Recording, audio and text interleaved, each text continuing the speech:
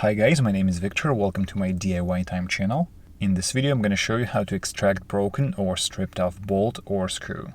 I'm going to explain this process on the example of the broken rod for my kayak pedal drive, but this method will also work in many other applications, whether it's on your car, stuff around the house, broken appliances or electronics, etc.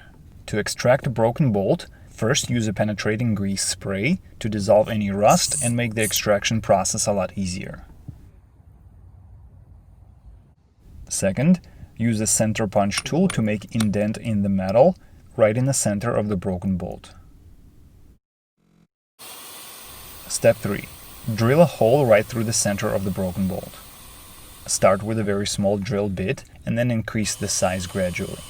If the metal is really strong, you may have a hard time drilling a hole.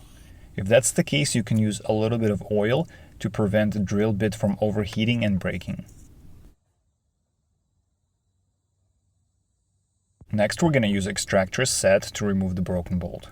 If you're interested, you can find the link for this kit in the description area below.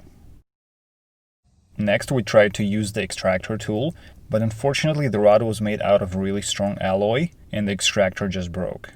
I think this happened because the rod was built for really heavy-duty use in the salt water and the extractor tool just wasn't able to handle it. Or else I may need to use a stronger extractor tool made out of tungsten or something like that. Anyway, that's the process, and if you're working on regular bolts and screws, it should work pretty well. I hope this video was helpful, and if so, please give it a like. Thanks for watching and have a nice day.